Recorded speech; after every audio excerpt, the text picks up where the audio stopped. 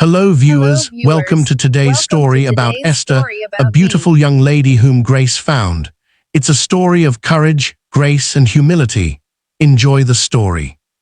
Your Majesty, if I have found favor in your sight, grant me my life, that is my petition, and spare my people, that is my request. The wine cup froze halfway to King Ahasuerus's lips. Queen Esther stood before him at the banquet table, her voice steady, but her hands trembling. The words hung in the air like a sword about to fall. Your life, the king set down his cup slowly, his eyes narrowing. What are you talking about, Esther? We have been sold, my lord, I and my people, sold to be destroyed, to be killed, to be annihilated. The king's face went pale, then red. Sold who, what people? Esther's voice didn't waver. If we had merely been sold as slaves, I would have kept quiet.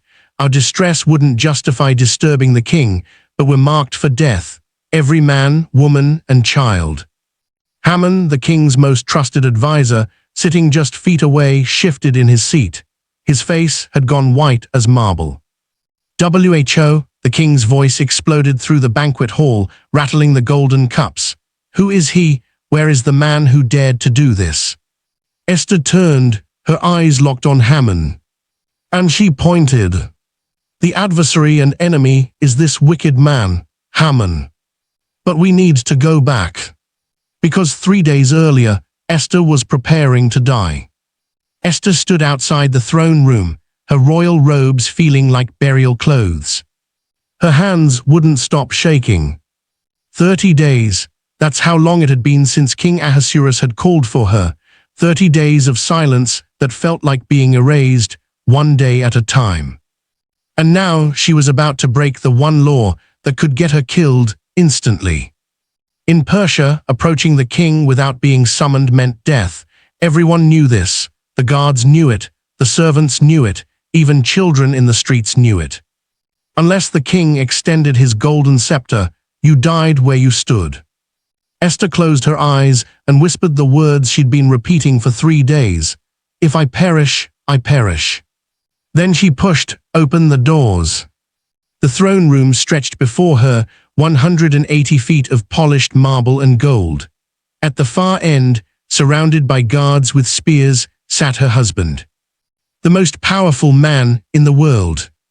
Who might have forgotten she existed. Every eye turned to her, courtiers froze, guards' hands moved to their weapons. Esther stepped forward, and the sound of her footsteps echoed like thunder in the sudden silence. King Ahasuerus looked up from the scroll he was reading. His eyes widened, his expression was unreadable, surprise, anger, curiosity.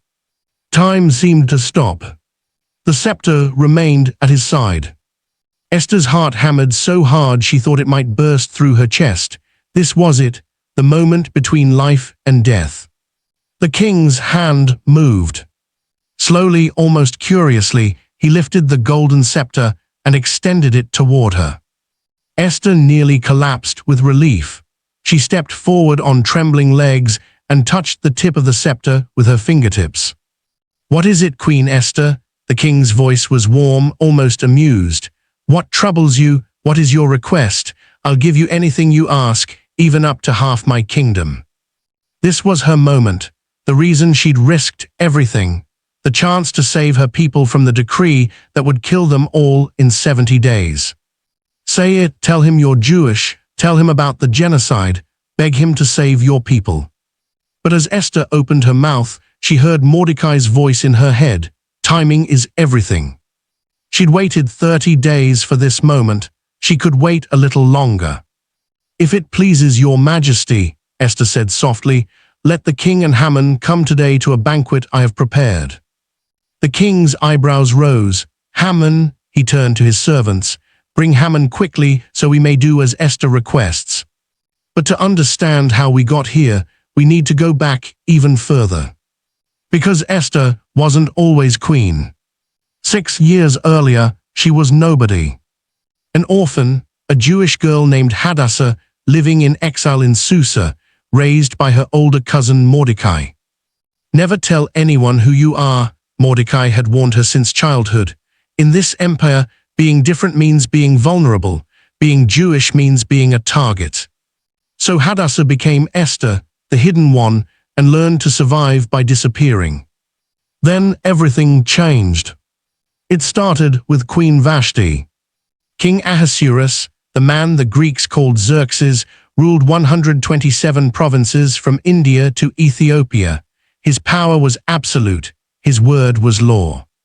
And he decided to throw the biggest party the ancient world had ever seen. For 6 months straight, he hosted nobles, princes, military commanders, and governors, gold everywhere, wine flowing like rivers, a display of wealth that made kingdoms jealous. When those 6 months ended, he threw open the palace gates for 7 more days, inviting everyone in Susa to join the celebration. On the 7th day, when the wine had flowed too long and the king's judgment had drowned in golden cups, he made a command that would change everything. "Bring Queen Vashti here," he ordered his servants. "Have her wear the royal crown. Let every man see her beauty."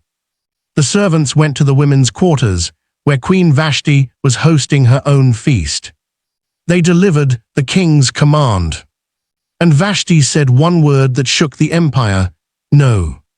She would not be paraded, would not be displayed like a trophy, would not perform for a crowd of drunk men. When the messengers returned and told the king, his face turned crimson with rage and humiliation. "The queen has defied you," his advisor Memucan said carefully. "Your Majesty, if this goes unpunished, every woman in the empire will hear about it. They'll say, 'If the queen can disobey the king, why should we obey our husbands?' This rebellion will spread like wildfire." The king's jaw tightened. That night, a decree went out to all 127 provinces: every man shall be master in his own house. And Queen Vashti was banished, removed, erased. Her throne sat empty. Months passed, the king's anger cooled, leaving only regret. He missed Vashti, her beauty, her strength, the empty space beside him. His advisors saw their opportunity. "Your Majesty," they suggested, "let beautiful young women be gathered from every province in your realm. After a year of beauty treatments and preparation, you can choose a new queen." The king agreed. Orders went out across the empire.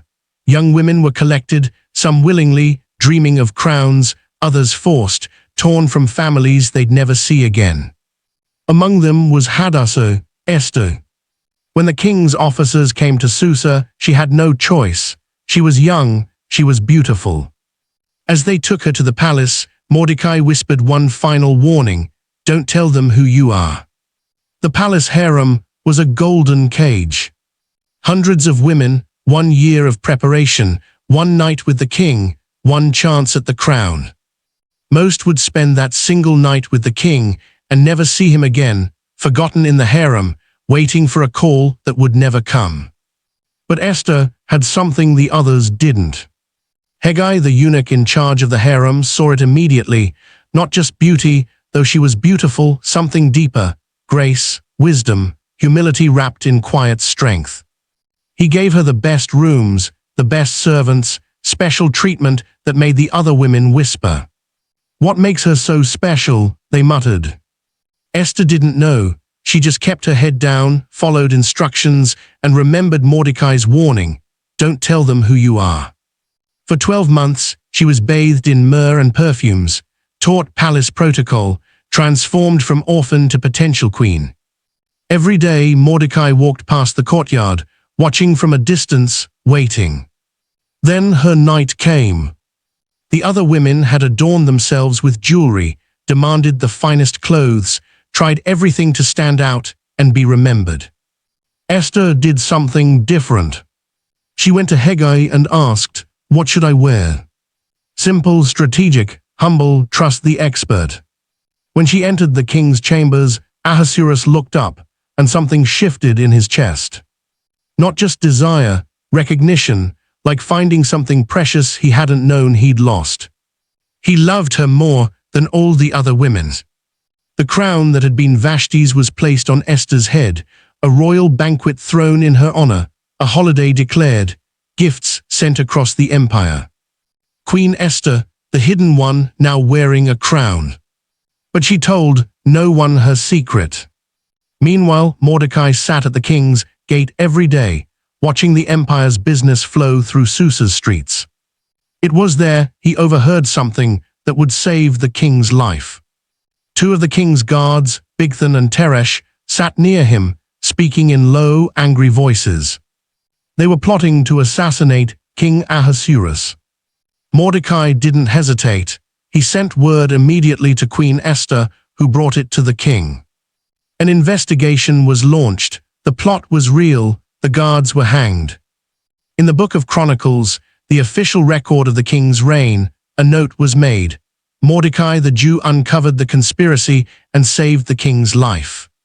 But no reward was given, no title, no gold, just a name in a book. That moment seemed small, forgettable. But in a few years, that forgotten act would become the hinge on which everything turned. Time passed. A man named Haman rose through the ranks. Ambitious, ruthless, hungry for power and respect. When King Ahasuerus promoted him to the highest position in the empire, second only to the king himself, Haman wore his authority like a weapon. A decree went out, when Haman passes bow. Everyone obeyed, nobles, servants, commoners, they all bent the knee. Everyone except one man. Mordecai stood at the king's gate, back straight, eyes forward, refusing to bow. Day after day, Haman walked past. Day after day, Mordecai remained standing. The other officials hissed warnings. "You're going to get yourself killed. Why won't you just bow?" Mordecai's answer was simple. "I bow only to God." Haman's rage grew like poison. When he learned Mordecai was Jewish, something dark twisted in his chest. He didn't just want to punish Mordecai. He wanted to destroy all Jews, every single one across the entire empire. Haman cast lots, Purim, dice, to choose the perfect day for the massacre. They landed on the 13th day of the 12th month, 11 months away. Then Haman went to the king with carefully chosen words. "Your Majesty, there's a certain people scattered throughout your provinces. They're different.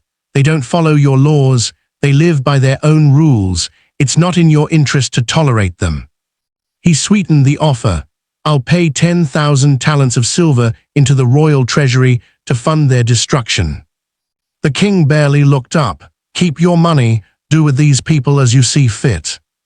And he handed Haman his signet ring, the ring that gave authority to write laws that not even the king could revoke. Haman worked quickly. The decree was written in every language, sealed with the king's ring, sent by the fastest couriers to all 127 provinces. On the 13th day of the 12th month, all Jews, young and old, women and children, are to be destroyed. Kill them, take their possessions, leave no survivors. When the edict reached Susa, confusion turned to horror. Mordecai tore his clothes, covered himself in ashes, and wept openly in the streets. Across the empire, Jews fasted and mourned, watching the calendar count down to their annihilation. And in the palace, Queen Esther had no idea. When Esther's servants told her Mordecai was in the streets wearing sackcloth and mourning publicly, her blood ran cold. Mordecai was careful, strategic. He never drew attention. Something was terribly wrong. She sent him clean clothes. He refused them. She sent a messenger. "What's happened?" The messenger returned with a copy of the decree. Esther's hands trembled as she unrolled it and read the death sentence hanging over her people. Over her. Then Mordecai's message arrived. "Go to the king, plead for your people's lives." Esther's reply was desperate. "Anyone who approaches the king without being summoned is put to death, unless he extends the golden scepter. And Mordecai, he hasn't called for me in 30 days. 30 days of silence, of being forgotten. Going to him now was suicide." Mordecai's answer came back like a blade. "Don't think you'll escape just because you're in the palace. If you stay silent, deliverance will come from somewhere else, but you and your family will die. And who knows, Maybe you were made queen for such a time as this." Esther stared at those words until they burned into her soul. Then she made her decision. "Gather all the Jews in Susa, fast for 3 days, no food, no water, and on the 3rd day I'll go to the king. If I perish, I perish." 3 days of fasting, 3 days of prayer, 3 days of facing her own death. On the 3rd day, she dressed in her royal robes and walked toward the throne room, knowing she might not walk back out. That evening, King Ahasuerus and Haman reclined at Esther's banquet table, surrounded by the finest food and wine. "Now tell me, Esther," the king said warmly, "what is your petition? It shall be granted. What is your request? Even to half the kingdom it shall be done." Esther smiled and poured more wine. "My petition and my request is this. If I have found favor with the king, let your majesty and Haman come tomorrow to another banquet I will prepare. Then I will answer the king's question." The king laughed, delighted by the mystery. "Tomorrow then." Haman left walking on air, invited to dine privately with the king and queen 2 nights in a row. He was clearly the most honored man in the empire. But when he passed the king's gate and saw Mordecai still sitting there, still refusing to bow, his joy curdled into rage. "That Jew," Haman seethed to his wife that night. "Everyone else bows, but not him, not Mordecai." His wife Zeresh smiled wickedly. "Then why wait? Build a gallows, make it 75 feet high so everyone can see. In the morning, ask the king to hang Mordecai on it. Then go to the banquet happy." Haman's eyes lit up. Perfect. By midnight, the sound of hammering echoed through his courtyard. But Haman didn't know that just a mile away, the king couldn't sleep. King Ahasuerus tossed and turned, his mind restless and troubled. Finally, frustrated, he called for his servants, "Bring me the Book of Chronicles." As they read through the dry records, taxes, construction projects, appointments, one entry caught his attention. "Mordecai the Jew discovered a plot against your majesty's life. 2 guards planned assassination. Mordecai reported it through Queen Esther. Investigation proved it true. Both men were executed." The king sat up. What reward did Mordecai receive? The servant checked. "Nothing was done for him, your majesty." "Nothing," the king's voice was sharp. "He saved my life and received nothing." At that exact moment, footsteps echoed in the outer court. Haman had arrived early, eager to request permission to hang Mordecai. "Who's in the court?" the king asked. "Haman, your majesty." "Bring him in." Haman entered, already rehearsing his request about the gallows. But the king spoke first. "Haman, what should be done for the man the king especially wants to honor?" Haman's heart soared. "The man the king wants to honor, that must be me. Who else could it be?" "For such a man," Haman said, barely containing his excitement, "bring a royal robe the king himself has worn, and a horse the king has ridden, with a royal crest. Let one of the king's most noble princes robe the man and lead him through the city, proclaiming, 'This is what is done for the man the king delights to honor.'" The king smiled. "Excellent, go immediately, get the robe and horse and do exactly that for Mordecai the Jew at the king's gate. Don't neglect a single detail." The smile froze on Haman's face. "Mordecai," the word barely escaped his throat. "Yes, the man who saved my life. Hurry, morning is slipping away." Haman had to do it all. Dress his enemy in the king's robes, lead him through the streets, shout his honor while crowds cheered. When it was over, Mordecai returned to the gate as if nothing had happened. Haman rushed home, covering his head in shame. "I've been humiliated," he told his wife, "made to honor the man I wanted to destroy." Zeresh's face went pale. "If Mordecai is Jewish, you've already begun to fall, you will not overcome him." Then the king's servants arrived to escort Haman to Esther's second banquet. At the banquet, King Ahasuerus was relaxed, pleased, curious. "Now, Queen Esther," he said warmly, "no more delays. Tell me, what is your petition? Even up to half the kingdom it will be done." Esther set down her wine cup. This was it, no more strategy, no more waiting, just truth. If I have found favor with you, your majesty, grant me my life, that is my petition, and spare my people, that is my request. The king's face changed. Your life, Esther, what? We have been sold, I and my people, sold to be destroyed, killed, annihilated. If we'd merely been sold as slaves, I would have kept silent, but we're marked for death. The color drained from the king's face, then flooded back as fury. WHO, he slammed his fist on the table. Who is he? Where is the man who dared to do this? Esther turned and pointed at Haman. The adversary and enemy is this wicked man, Haman. Haman's world shattered. The king stared at him, his face shifting from shock to fury to betrayal. You, the word was barely a whisper, you did this. Your Majesty, I didn't know, Haman's voice cracked. Didn't know what? The king's voice rose to a roar. That my wife would be among those you ordered killed, that you signed a death warrant for the queen. I didn't know she was Jewish, Haman blurted, then immediately realized his mistake. The king's eyes went wide. Jewish, Esther, you're. Yes, Esther's voice was quiet but firm. I am Jewish, my lord. My cousin Mordecai raised me. We are both Jews. And in 70 days, the decree Haman convinced you to seal will have us both killed, along with hundreds of thousands across your empire. The king stood abruptly, his chair crashing backward. You came to me and told me there was a people who didn't follow my laws. You asked to destroy them, and I trusted you. Your Majesty, please. Did you know you were condemning my wife to death? No, I swear. But you knew you were condemning Mordecai, the man who saved my life, the man I just honored this morning. That's why you built the gallows, isn't it? Haman's face went gray. What gallows? Esther asked. A eunuch spoke quietly. Your Majesty, there's a gallows at Haman's house, 75 feet high. He built it for Mordecai. The silence was deafening. King Ahasuerus turned slowly to look at Haman. When he spoke, his voice was ice. Hang him on it. No, Your Majesty, please. Haman threw himself forward, falling at Esther's couch, grabbing her robes. Queen Esther, mercy, please speak to the king for me. At that moment, Ahasuerus turned back.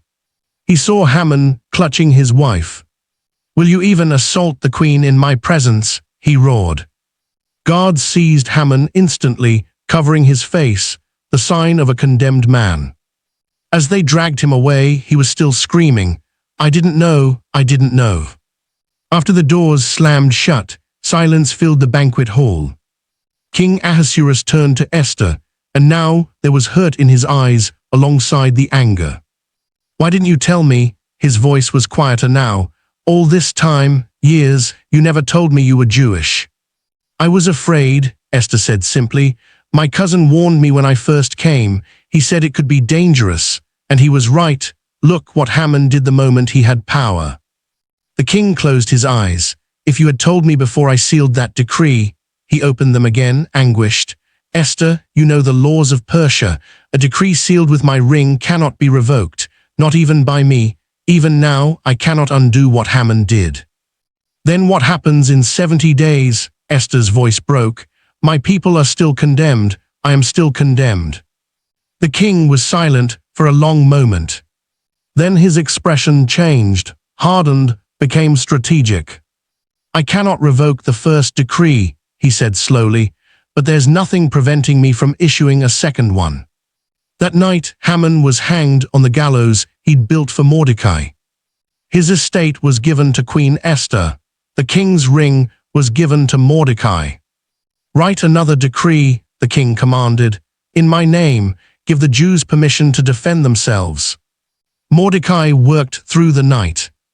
The new decree went out at dawn by the fastest horses to all 127 provinces. The king grants the Jews in every city the right to assemble and protect themselves. They may destroy any armed force that attacks them and take the property of their enemies. 2 decrees, both sealed with the king's ring, both unchangeable. On the 13th day of Adar, the the empire would discover which law was stronger. When the day came, the Jews stood ready. Their enemies attacked, seeing the genocide decree as permission to loot and kill. But they learned too late that the Jews had the king's protection. In Susa, 800 attackers fell, including Haman's 10 sons. At Esther's request, the king granted another day of defense in Susa. On the 14th day, 300 more fell. Across the empire, 75,000 enemies were defeated. But the Jews took no plunder. This wasn't about wealth, it was about survival. When the fighting ended, what had been scheduled as a day of mourning became a day of celebration. They called it Purim, after the lots Haman cast to choose their destruction. Now it would be remembered as the day destruction was destroyed. Mordecai became second in rank to King Ahasuerus, wearing royal blue and white, respected throughout the empire. He used his power to seek peace for his people and speak up for their welfare. Queen Esther, the orphan who became royalty, the hidden one who wore a crown, had done the impossible. She spoke when silence was safer. She revealed herself when hiding would have saved her. She risked her life when death seemed certain. And here's what's remarkable: God's name never appears in this story, not once. But his fingerprints are everywhere. In the timing, in the insomnia, in the forgotten deed, in the courage of one woman at exactly the right moment. Sometimes God works loudest in the silence. Sometimes deliverance looks like an orphan who learned to be brave. Esther was made queen for such a time as this. Maybe you're where you are for the same reason. Not by accident, not forgotten, not unseen. Positioned, called, chosen. The God who reversed genocide with a brave woman and a sleepless king is still writing impossible stories. And yours might be next. If this story moved you, subscribe. Your support helps us keep creating content like this.